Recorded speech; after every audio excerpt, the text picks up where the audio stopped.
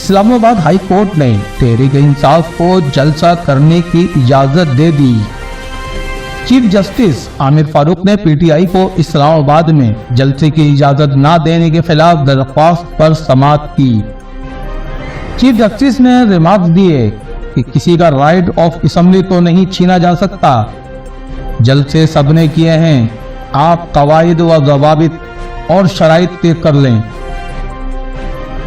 عدالت نے اسلام آباد انتظامیہ کو ہدایت کی کہ آپ نے جو شرائط عائد کرنی ہے وہ کر دیں۔ اسٹیٹ کونسل کا موقف تھا کہ سیکورٹی خدشات کے باعث جلسے کی اجازت نہیں دی گئی تھی اور پہلے بھی ان کو اجازت دی گئی، اس کی خلاف ورزی ہوئی تھی۔ پی ٹی آئی وکیل شیر افضل مروت ایڈوکیٹ نے کہا کہ ہم اب 6 اپریل کو اسلام آباد میں جلسہ کرنا چاہتے ہیں، جس پر چیف جسٹس نے ہدایت کی کہ آپ صرف یہ خیال رکھیں کہ کوئی ہنگامہ آرائی نہ ہو۔ چیف جسٹس نے ہدایت کی کہ جو شرائط نارمل ہوتی ہیں وہ لگائیں، اس میں کوئی حرج نہیں، کوئی غیر معمولی شرائط عائد نہ ہو، جو اسٹینڈرڈ TOR ہوتے ہیں اس کے مطابق اجازت دیں۔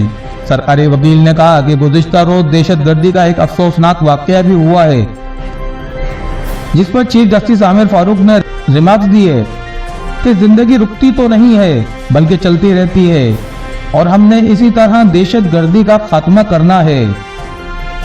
وکیل شیر افضل مروت نے کہا کہ کل جو واقعہ ہوا ہے وہ تو ڈی سی کے جلسے کی اجازت نہ دینے کی وجہ سے ہوا ہے، ہم ہر قسم کی شرائط کے لیے تیار ہیں۔ ہائی کورٹ نے ریمارکس دیے کہ میرے سے پہلے والے چیف جسٹس بھی اجازت دیتے رہے ہیں، میں نے بھی آرڈر کیا ہے۔ سرکاری وکیل نے عدالت سے استدعا کی کہ مجھے ہدایت لینے کا وقت دے دیں، جس پر چیف جسٹس عامر فاروق نے ریمارکس میں کہا کہ میں آپ کی رضامندی نہیں مانگ رہا، فیصلہ میں نے کرنا ہے۔